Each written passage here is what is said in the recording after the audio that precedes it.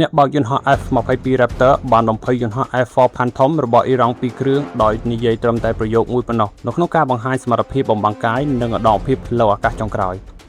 កាលពីឆ្នាំ2012យន្តហោះគ្មានមនុស្សបើក CIA MQ-1 Predator មួយគ្រឿងត្រូវបានបញ្ជូនទៅតាមដានអ៊ីរ៉ង់សម្រាប់សញ្ញាណាមួយនៃសកម្មភាពផលិតអាវុធនុយក្លេអ៊ែរ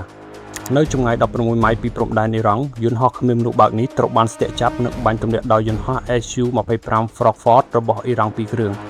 សហរដ្ឋអាមេរិកបានបញ្ជូនយន្តហោះគ្មានមនុស្សបើក Predator មួយគ្រឿងទៀតនៅឆ្នាំបន្ទាប់អ៊ីរ៉ង់មិនអាចជឿថាពួកគេមានសំណាងនោះទេនៅពេលដែលពួកគេបានឃើញយន្តហោះគ្មានមនុស្សបើករបស់សហរដ្ឋអាមេរិកដែលគ្មានការការពារនៅលើមេឃជាលើកទី2នេះគឺជាគោលដៅងាយស្រួលសម្រាប់ពួកគេនិងបានគិតថាជាឱកាសមួយទៀតដើម្បីស្ដោះទឹកមាត់ដាក់មុខសហរដ្ឋអាមេរិក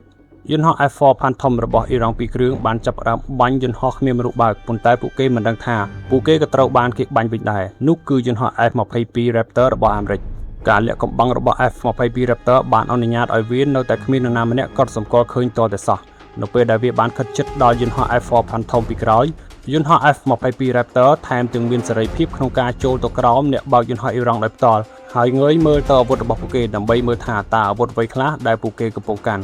ដោយមិនចាប់អារម្មណ៍អ្នកបើកយន្តហោះ Raptor បានហោះឡើងយ៉ាងលឿនដើម្បីទៅជួបមុខគ្នាជាមួយអ្នកបើកយន្តហោះអ៊ីរ៉ង់ពីទីកន្លែងនោះអ្វីដែលអ្នកបើកយន្តហោះ F-22 ទាំងអស់បាននិយាយថាអ្នកគូតែត្រឡប់ទៅផ្ទះវិញដោយភាពតក់ស្លុតនិងភ័យខ្លាចទាំងស្រុងអ្នកបើកយន្តហោះអ៊ីរ៉ង់បានដកថយហើយរត់គេចខ្លួនបន្ទាប់ពីការបង្ហាញសមត្ថភាពបំបាំងកាយនិងអំណាចដ៏គួរចាប់អារម្មណ៍នេះអ៊ីរ៉ង់នឹងត្រូវគិតឡើងវិញពីរដងមុននឹងព្យាយាមស្ទាក់ចាប់យន្តហោះគ្មានមនុស្សបើករបស់សហរដ្ឋអាមេរិក